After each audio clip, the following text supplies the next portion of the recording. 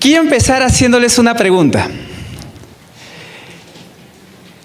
¿Cuál es la diferencia entre la teoría y la práctica? A ver, para ayudarles un poquito. ¿Cuál se supone que va primero? La teoría, ¿verdad? Primero es la teoría y después es la práctica. ¿Ok? ¿Estamos de acuerdo con eso? ¿Han escuchado esa frase que dice, la práctica hace al maestro? Claro que sí, ¿la han escuchado o no? ¿Es verdad o no? ¿Ustedes creen esa frase o no?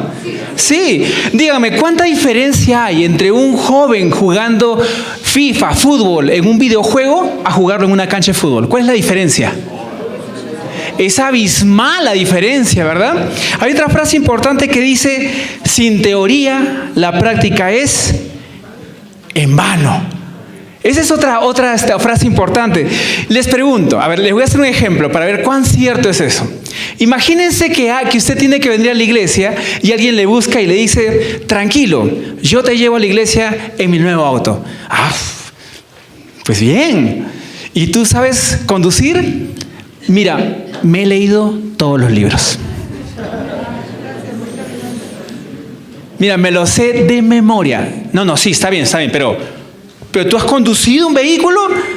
Mira, tranquilo porque yo le he pedido consejo a los mejores conductores que he conocido.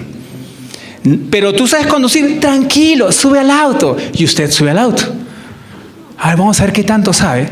Y entonces dice, usted se sienta atrás y él dice, bueno, lo primero es ver si el carro enciende. Ok, vamos a meter la llave. ¿Dónde está la llave? Acá está la llave. Y la mete, ¿no? Y ¡clac! ¿Era girar? Sí, era girar. ¡Crack! ¡Rum! ¡Uy, arrancó! Listo, vamos a manejar. ¿Usted qué hace?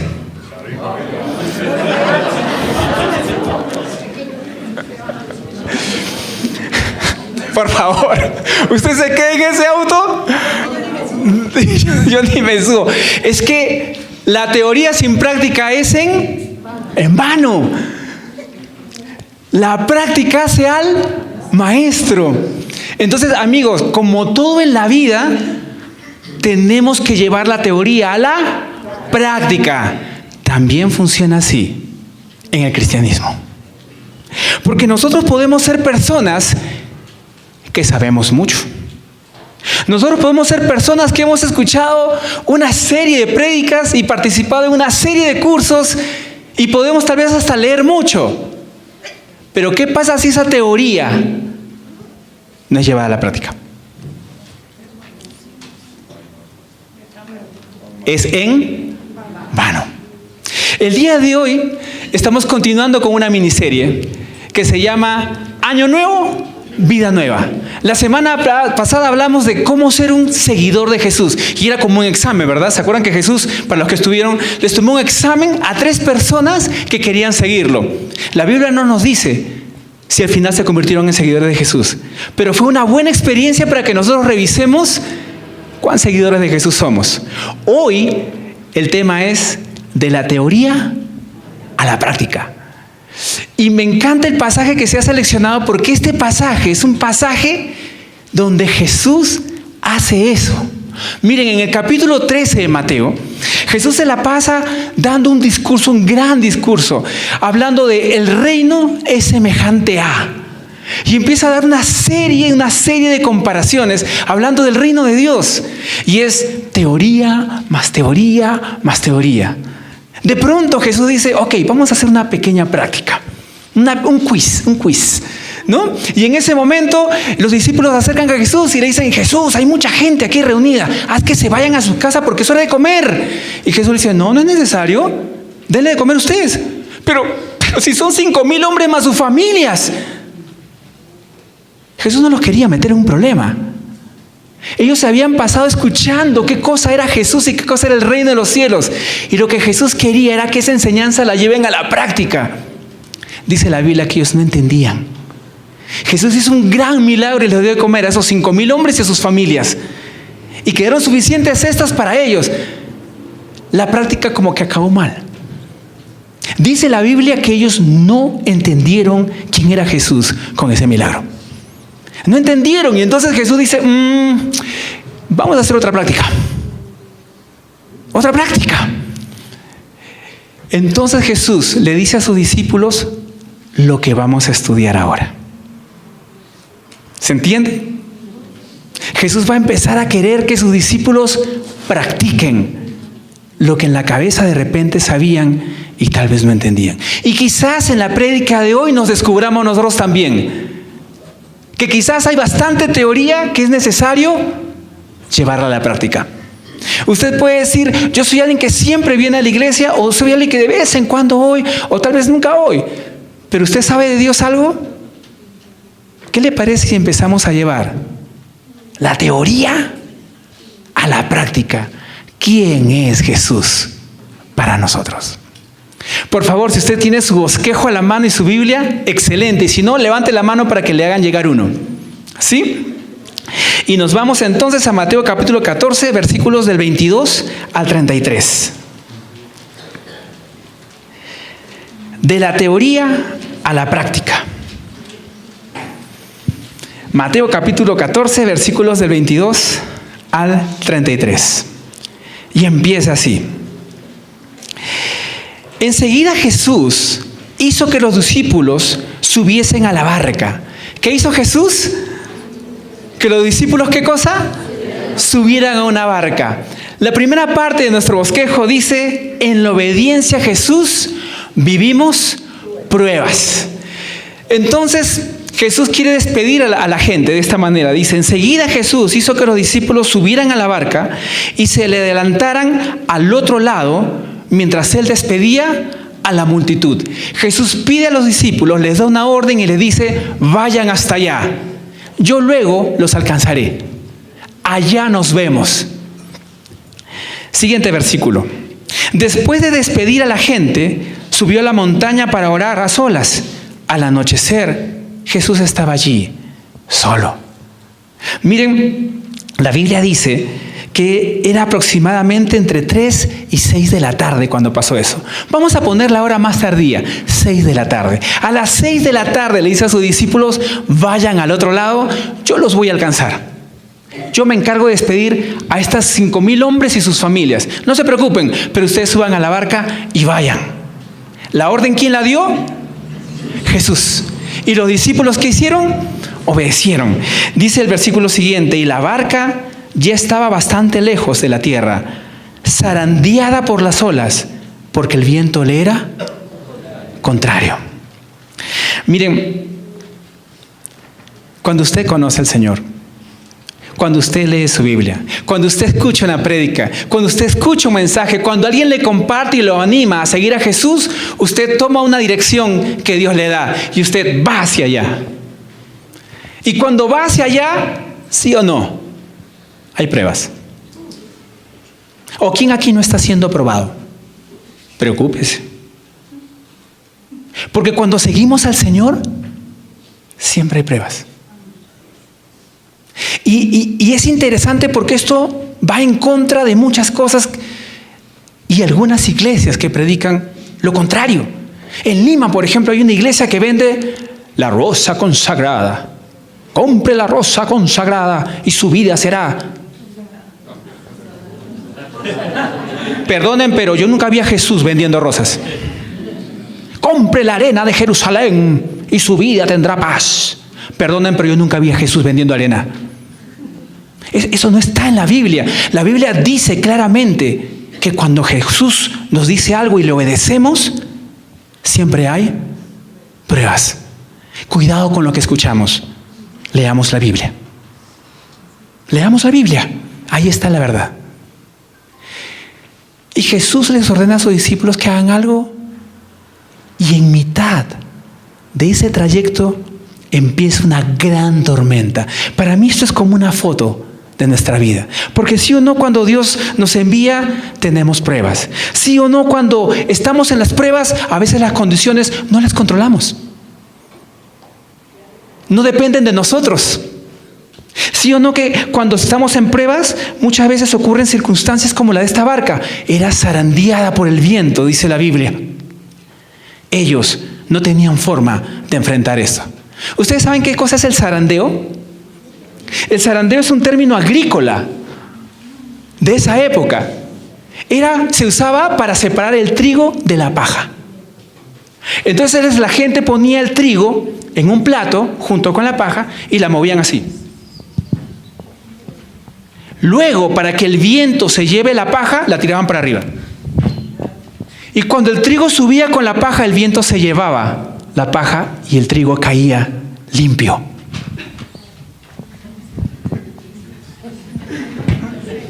La Biblia dice que esa barca estaba siendo... ¿Se imagina eso? ¿Se imagina cómo estaba esa barca?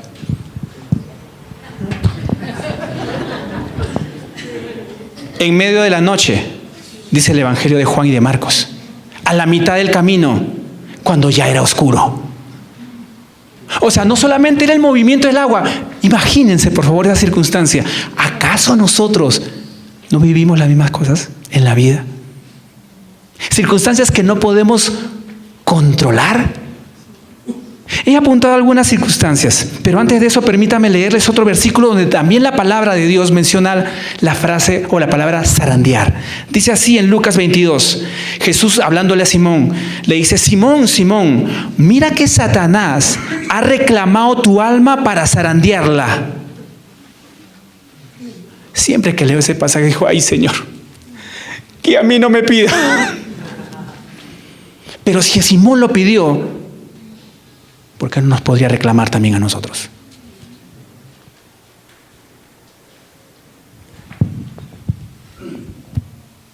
Nuestra fe, siendo movida por circunstancias que no controlamos. Ella apuntaba algunas, por ejemplo. ¿Acaso no somos probados cuando estamos frente al computador trabajando o estudiando y aparece un mensaje pornográfico? ¿O estoy hablando cosas raras? ¿Acaso no aparece? ¿Acaso no somos probados cuando hay situaciones difíciles y sale nuestro mal carácter? Cuando debiendo controlarlo, hasta como que nos provoca. Usted sale del culto feliz porque el Señor le habló y se le cruza un brum, y uno se le fue el gozo en una. ¿Nos pasa o no? Claro que sucede. ¿Acaso no somos probados, por ejemplo, cuando te seduce alguien que no es tu pareja y te cuesta mantenerte firme? ¿Acaso no somos probados ahí? Claro que somos probados. ¿Acaso no somos probados cuando hay una sobrepreocupación en el trabajo o en el estudio? ¿O cuando no hay ninguno de los dos? Y hace que olvidemos cosas tan importantes como la relación con la esposa, con los hijos, con los padres. Cuando perdemos la alegría y el fastidio y hasta empieza el reclamo. ¿Acaso no somos probados ahí? La prueba es parte de la vida del cristiano. Forma parte de nuestra vida. Quisiera que nos tomemos 30 segundos, por favor. Tómese 30 segundos y piense, ubique, reconozca cuál es la prueba que hoy tú estás viviendo. Tómate estos segundos. Pregúntale a Dios, ¿cuál es? En este instante, en este tiempo, ¿cuál es mi prueba? Tómate un tiempo.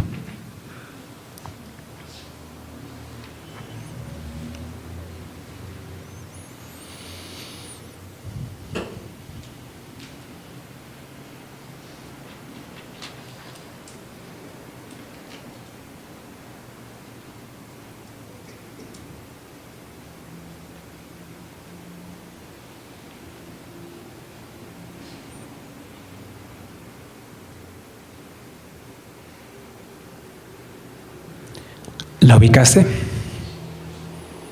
¿Reconociste cuál es tu prueba en este instante? ¿Es fácil o difícil? Es duro, ¿verdad? Mi esposa y yo estamos viviendo pruebas que antes no hemos vivido.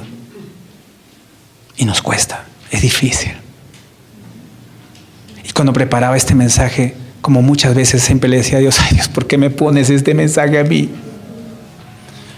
Tal vez porque primero Dios quiere que pasemos de la teoría a la práctica. Pero ¿sabes qué es lo excelente de este pasaje? que los discípulos están en medio de una prueba tremenda, zarandeados, en medio de una tormenta, en medio de la noche, en medio del camino, rodeados del mar. Pero así como tú y como ellos, no estamos solos. El segundo punto de tu bosquejo dice que en las pruebas Jesús está presente. Mira lo que dice el versículo siguiente, versículo 25. En la madrugada, eso es entre 3 y 6 de la mañana. ¿Jesús a qué hora los mandó? A las 9 de la noche, dijimos la última hora. Pensemos aquí también la última hora, 6 de la mañana. De 9 de la noche a 6 de la mañana, ellos intentaron llegar al otro lado. Miren qué prueba. Hay pruebas que parecen eternas, ¿verdad? Hay pruebas que uno dice, Señor, yo quiero mantenerme fiel, pero ya, por favor, ¿hasta cuándo? Ya no sé qué más hacer. ¿Sí o no? Conozco un amigo que dejó una iglesia donde tenía un puesto porque tenía una tentación muy fuerte con una mujer. Y él prefirió, a la técnica de José, huir. Alguien diría, ay, pero qué tonto, ves que haga su devocional, pues. Cuidado. Cuidado que quien dice estar firme, así que no nos sintamos con tanta seguridad. Por eso les pedí que reconozcan su prueba. Porque esa prueba no significa que saliendo de este culto se acabó. Ellos estaban desde las 6 de la noche, desde las 9 de la noche hasta las 6 de la mañana, en medio de una tormenta, en medio del mar, en medio de la noche. ¿Cómo están los brazos después de remar tantas horas? ¿Cómo está el ánimo? ¿Cómo está la fe en Jesús? ¿Cómo están las preguntas esas que dicen, ¿acaso no fue Jesús quien me mandó a cruzar el lago? Tal vez tus preguntas serían, ¿acaso no fue Jesús quien me dijo que me cuidaría, que estaría conmigo? ¿Cuáles son tus preguntas? Pero si te he sido fiel, ¿por qué me pasa esto a mí? ¿Acaso no son las preguntas que nos acompañan? Ellos estaban en medio. En la madrugada, Jesús se acercó a ellos sobre el lago. Cuando los discípulos lo vieron caminando sobre el agua, quedaron aterrados. ¡Es un fantasma!, gritaron de miedo. Pero Jesús les dijo enseguida, cálmense, soy yo. No tengan miedo. Es interesante porque era la madrugada. Quiero que se pongan en el contexto de ellos. ¿Sí? ¿Cuántas veces las personas ven fantasmas? ¿Cuántas veces anhelamos ver un fantasma? Tú sales a la calle en la noche y dices, ay, quiero ver un fantasma. No, ¿verdad? Miren, ellos estaban en una circunstancia muy dura, muy difícil. Sus vidas estaban en peligro. La cosa no estaba bien. Y aunque eran pescadores experimentados, pues ¿a quién le agrada eso? Y de pronto Jesús aparece caminando sobre el agua. Y cuando ven a Jesús, ¿qué dicen? Es un fantasma. Una vez escuché que alguien dijo, ¿no? Ay, qué barbaridad. Si yo veo a Jesús, ¿cómo voy a decir que es un fantasma? Si yo veo a Jesús, digo, wow, Jesús. Pero la verdad es que no es tan así. Porque nosotros a veces somos como ellos. En medio de la prueba, las cosas de Dios y a Dios mismos no las vemos como lo que es, sino como todo lo contrario. Permítame llevarlo a la práctica. Por ejemplo, cuando usted está en medio de un problema y alguien viene y le dice, ¿por qué no oras? Orar. Yo no necesito orar, necesito un abogado. ¿Sí o no? O cuando alguien se acerca y le dice, ¿por qué no lees la Biblia? ¿Qué Biblia? Yo no necesito tiempo para leer la Biblia, necesito tiempo para pensar qué hacer. O por ejemplo, cuando alguien le dice, ¿qué te parece si vamos a la iglesia? ¿Qué iglesia, hombre? Tengo que arreglar este problema. ¿Sí o no? No solo esos discípulos vieron a Jesús como un fantasma. A veces nosotros lo vemos así. Recuerdo una vez que hubo un problema y alguien decía, y lo dijo así, Miren, este problema no se arregla con oración, hermano. Este problema se arregla con acción. Y yo sé, hay cosas que requieren acción. Pero ¿no te parece que la acción debe ser dirigida por Dios? O sea, a veces somos así. A veces vemos las cosas del Señor como todo lo contrario. No somos diferentes a esos discípulos.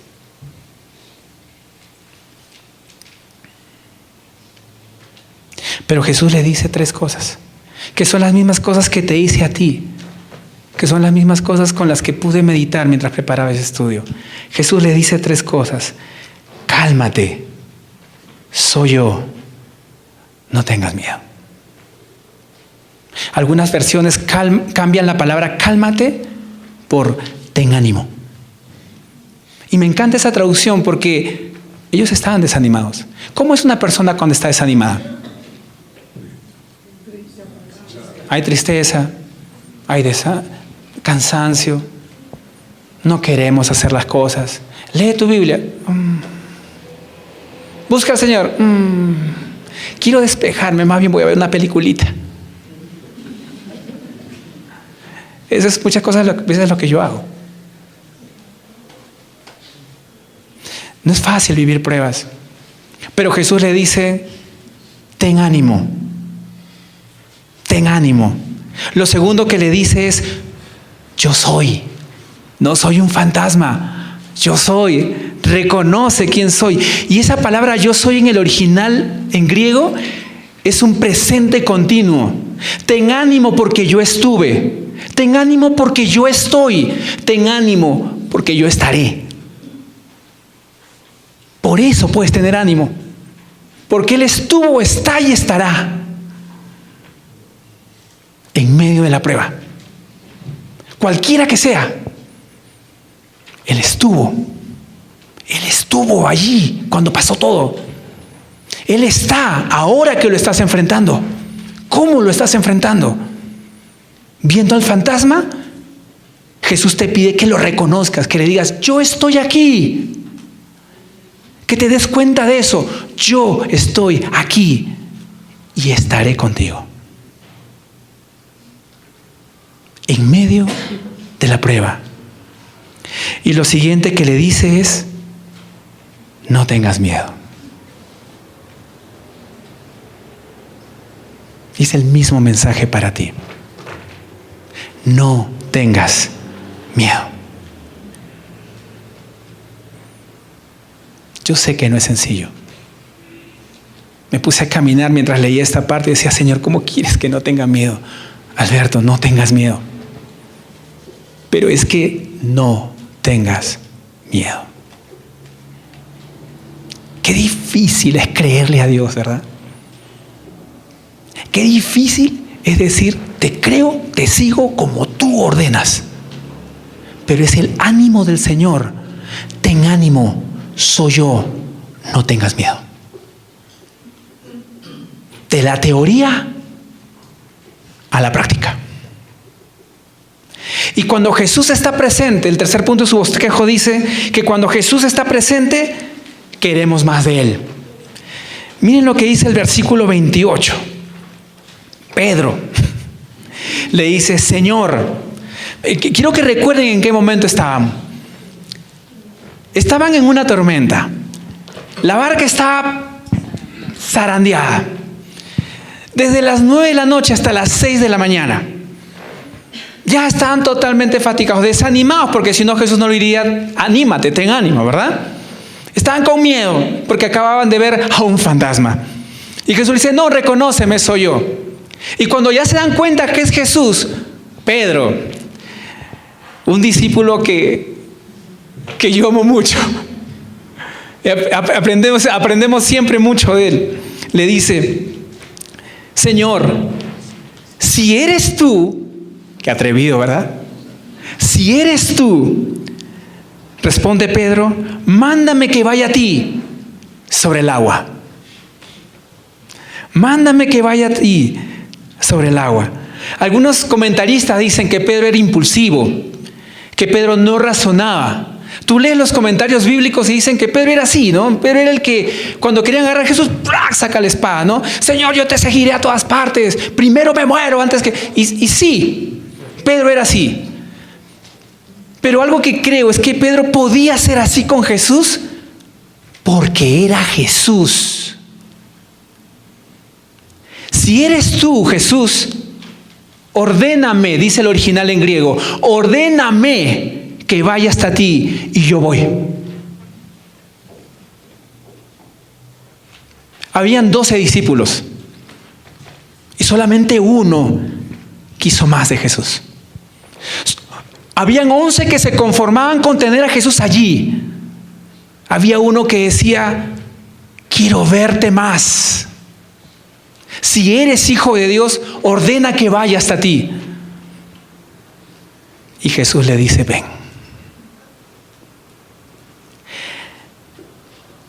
Quiero que pienses en algo. El milagro aquí no está en que camina sobre el mar. Mira lo que dice el siguiente versículo, 29. Ven, dijo Jesús. Pedro bajó de la barca y caminó sobre el agua en dirección a Jesús. Algunas personas dicen, qué loco, o sea que yo puedo caminar sobre el agua. Ese no es el mensaje. El mensaje no es que oremos y, a ver, no, ese no es el mensaje.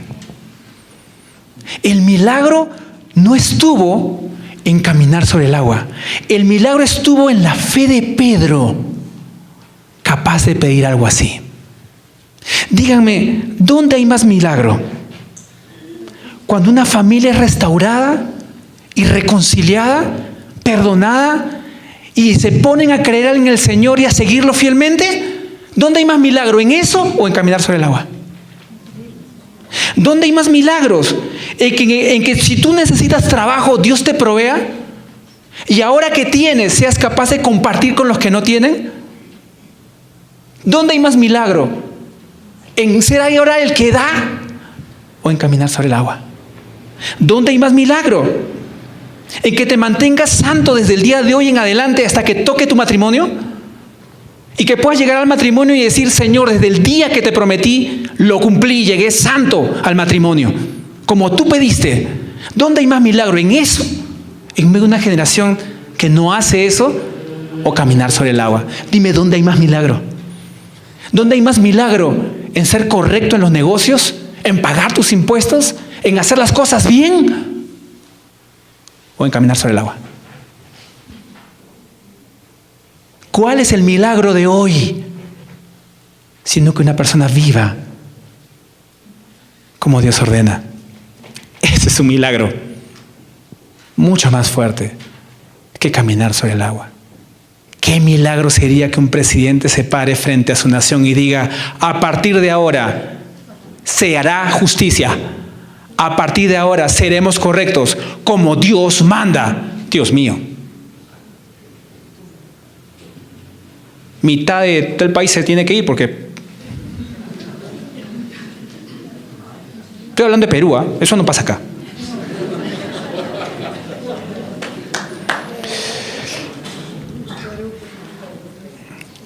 Pedro empieza a caminar sobre el agua.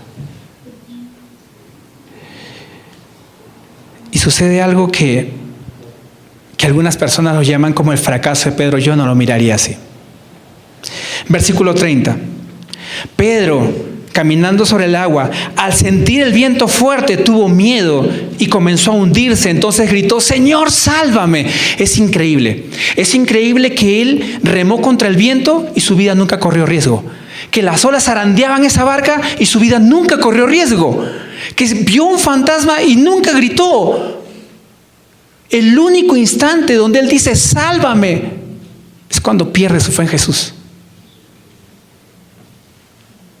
Y nos pasa exactamente a nosotros. El día que tú y yo dejemos de mirar a Jesús como el Señor en medio de la prueba, ese día vamos a gritar sálvame. Porque no vamos a ver nada más que hacer.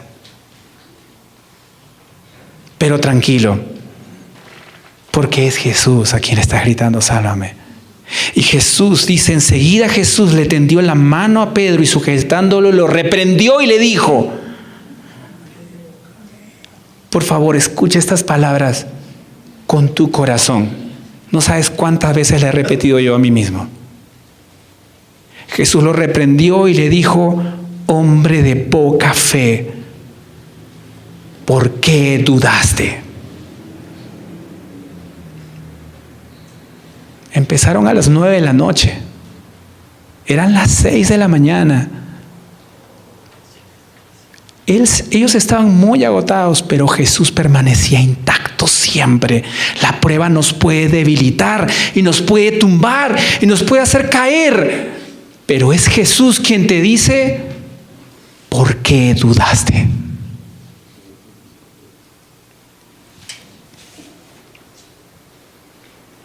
Versículo 32, cuando subieron a la barca, se calmó el viento.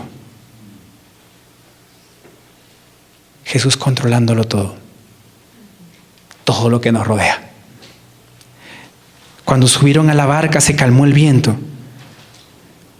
Y acá es la conclusión de esta historia. Se calma el viento. Los 11 discípulos ven lo que ha pasado con Pedro y con Jesús. Y dice la Biblia en el 33, y los que estaban en la barca le adoraron. El original dice que se postraron. Los otros evangelios lo mencionan. Se postraron, se entregaron a Jesús y dijeron: verdaderamente eres el Hijo de Dios. La teoría se convirtió en una vivencia personal. Y díganme, ¿no es así? ¿Cuándo reconocemos a Dios como soberano?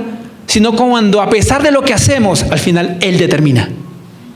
¿Cuándo reconocemos a Dios como proveedor? Si no es que cuando nos falta todo y no sabemos de dónde, de pronto llega la comida. ¿Cuándo reconocemos a Dios como nuestro Señor? Cuando a pesar de todo vemos que su voluntad se manifiesta. Amigos, estamos empezando un año. Hemos hablado de lo que es ser un seguidor de Jesús. Y si tú no estuviste en la prédica, por favor pide el link del video y escúchalo. Hoy estamos hablando de la teoría a la práctica. Mira a Jesús. El único momento de nuestra vida va a estar en riesgo es cuando perdamos la fe en Él.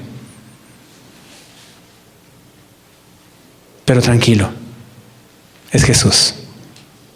Está para tenderte la mano y para animarte a que lo reconozcas como hijo de Dios. La semana pasada tuvimos aquí un incidente. Una persona se puso mal. El señor Mora se puso mal. Tuvo vértigo. Toda esta semana lo han estado viendo. Le pregunté a Pati: ¿cómo está tu papá? Y Pati me dijo 2 cosas. Él ya está estable. Está teniendo más vértigos, pero ya le dieron un medicamento que le está ayudando a estar mejor. Ya está mejor. Va a venir hoy al segundo culto. Y lo segundo que me dijo fue: gracias a Dios por la iglesia que tengo. Se han preocupado, han orado, han ayudado a mi papá. He visto a Dios a través de la iglesia. Esa es una muestra de que el Señor está aquí. Sigamos orando por el señor Mora. Y veamos en las cosas más difíciles una oportunidad de conocer a Dios. Y de reconocerlo y poder decir: de verdad eres el Hijo de Dios. Oremos. Padre Santo, gracias por este día. Estamos viviendo pruebas, Señor, difíciles, complicadas. Pero tú, Señor, estás aquí. Tú, Señor, estás aquí. Padre Santo, permítenos en las preguntas de reflexión meditar. ¿Qué pruebas estoy viviendo hoy? ¿Cuán presente tengo a Jesús en esta prueba? ¿Cuánto más anhelo de Jesús? Ayúdanos, enséñanos, Señor. Gracias en el nombre de Jesús. Amén.